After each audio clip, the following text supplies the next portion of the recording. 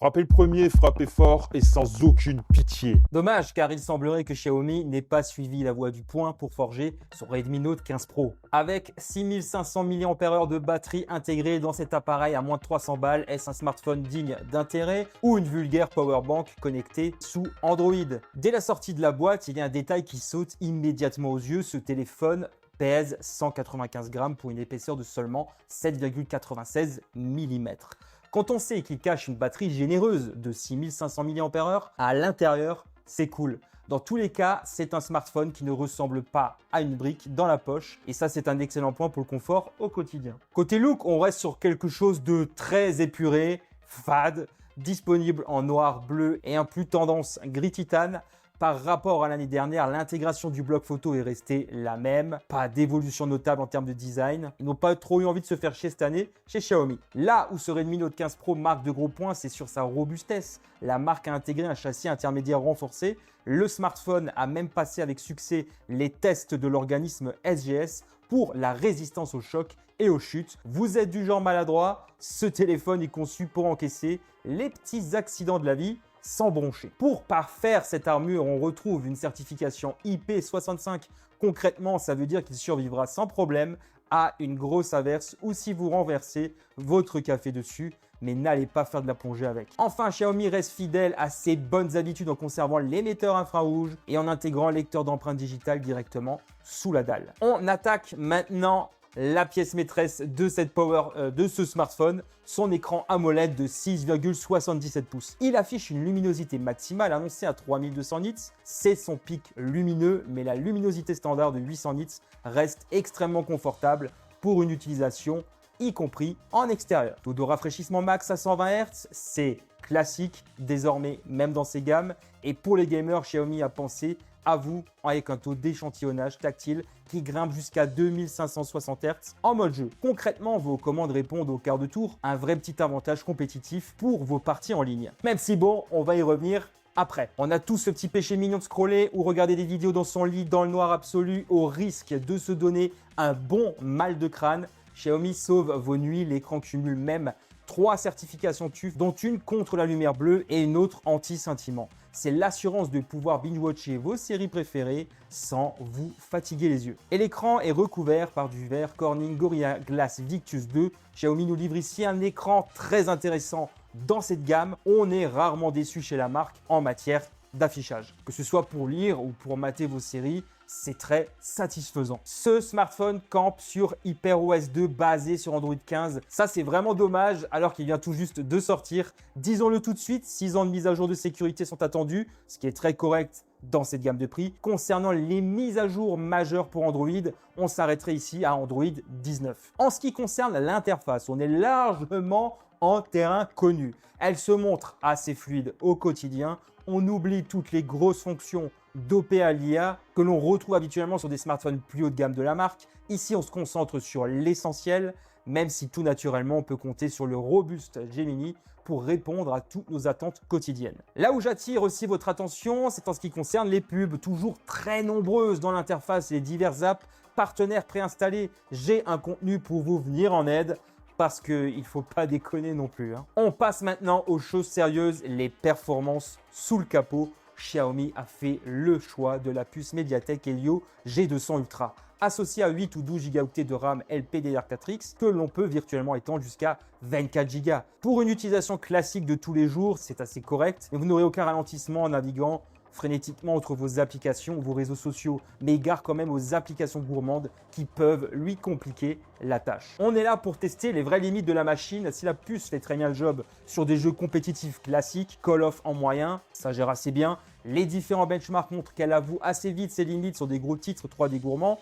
Inutile d'espérer faire tourner Genshin Impact en qualité ultra à 60 images par seconde. La bonne nouvelle en revanche, c'est que même poussé dans ses retranchements, le téléphone gère plutôt assez bien la chauffe. Et n'oublions pas ce fameux taux d'échantillonnage tactile à 2560 Hz en mode jeu qui vous garantit une réactivité parfaite sur vos actions. Il faut bien comprendre la philosophie de ce Redmi Note 15 Pro 4G. Il fait le choix assumé de sacrifier la puissance pure et la connectivité 5G au profit d'une endurance extrême et d'un prix plancher. D'ailleurs, le stockage reste sur une norme UFS 2.2, ça c'est très dommage, ou encore du Wi-Fi 5, ce qui n'est clairement pas ce qui se fait de plus rapide sur le marché aujourd'hui. Par contre, on peut étendre le stockage via micro SD. Allez, on passe à l'épreuve du feu pour ce fameux capteur principal de 200 mégapixels. Sur le papier, Xiaomi vous vend du rêve avec son objectif à grande ouverture et sa stabilisation optique que l'on a déjà vu et revu. J'ai donc embarqué le téléphone avec moi en balade pour voir ce qu'il a vraiment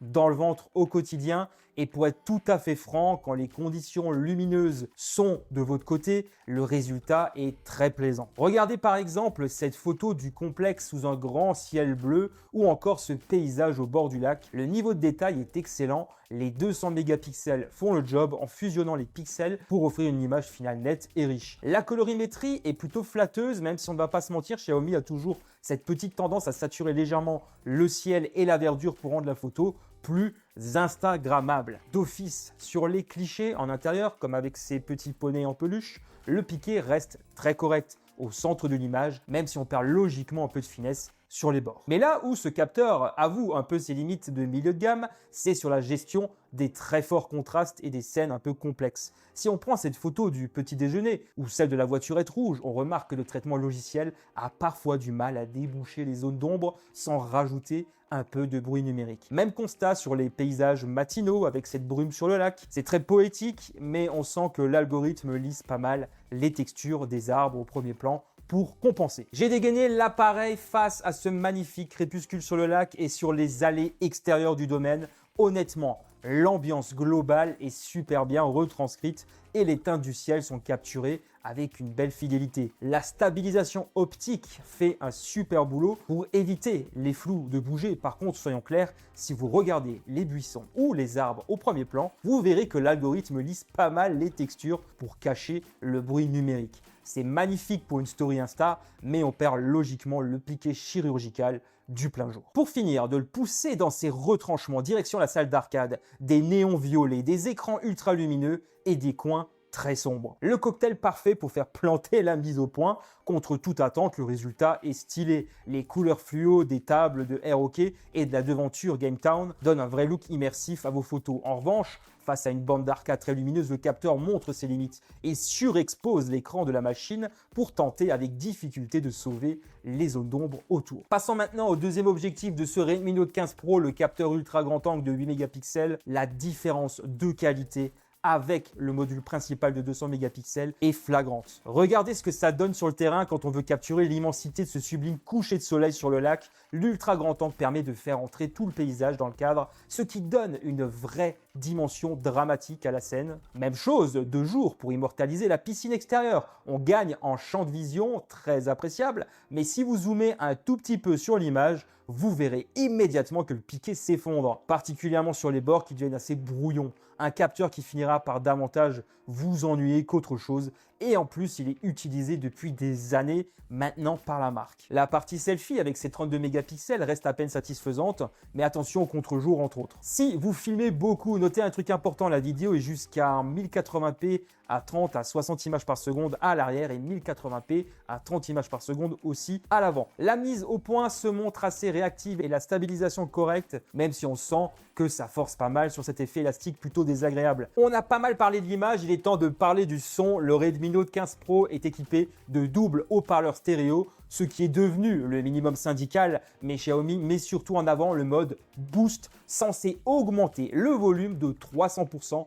Concrètement, le téléphone ajoute 2 niveaux de volume supplémentaires au-dessus du maximum habituel. Alors, dans la vraie vie, ça donne quoi? Enfin, vous pouvez jeter votre home cinéma à la poubelle. Plus sérieusement, si vous êtes dans votre cuisine avec la hotte allumée ou dans une rue un peu bruyante et que vous voulez écouter un podcast ou une vidéo YouTube tout en faisant chier un max de monde, la voix ressort de manière assez claire, presque agressive, pour être sûr que vous ne ratiez rien. C'est aussi très efficace si vous voulez mettre un peu d'ambiance musicale dans une petite pièce sans avoir d'enceinte Bluetooth sous la main. Si l'appareil arbore fièrement les logos Dolby Atmos et Hi-Res Audio, n'espérez pas non plus une qualité audiophile. Dès que vous activez ce fameux mode boost à fond sur de la musique chargée en basse, le son a tendance à saturer pas mal et devient très criard dans les aigus. Clairement, ça casse bien les oreilles.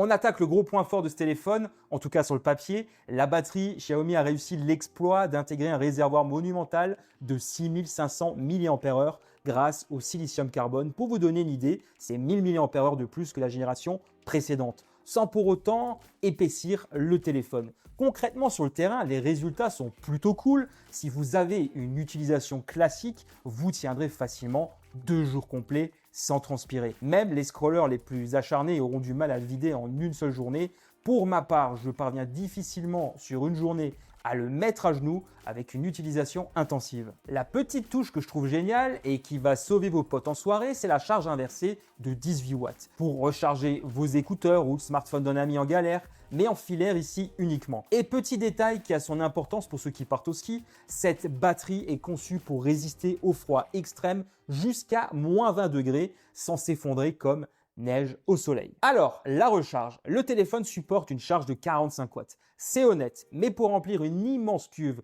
de 6500 mAh, les lois de la physique sont têtues, puisqu'il vous faudra environ 1h30 pour faire le plein complet. On est loin des recharges ultra rapides en 30-45 minutes auxquelles je suis habitué chez la marque, mais en même temps, on a une très bonne autonomie sur ce smartphone et ça reste le principal. On arrive à la fin de ce test et il est temps de répondre à la question posée au début. Ce Redmi Note 15 Pro est-il vraiment digne d'intérêt ou juste une powerbank de luxe sous Android? Pour être tout à fait transparent, c'est un smartphone qui divise énormément. Xiaomi a fait des choix extrêmement tranchés. D'un côté, on a une masterclass d'endurance avec cette batterie de 6500 mAh.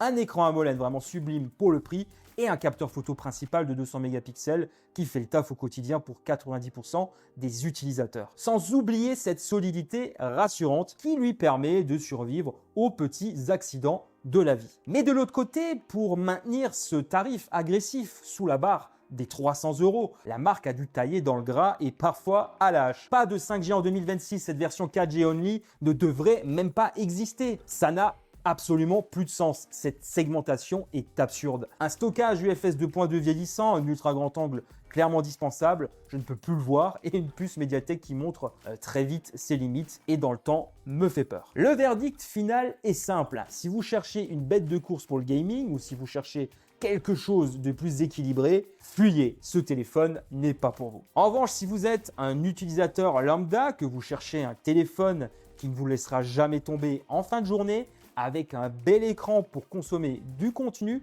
et capable de faire quelques belles photos de jour, alors peut-être qu'il vous comblera pendant un certain temps. Si j'ai réussi à vous convaincre, le lien est en bas dans la description. À titre perso, je partirai plutôt sur un Poco. Dites-moi ce que vous en pensez juste en bas dans les commentaires.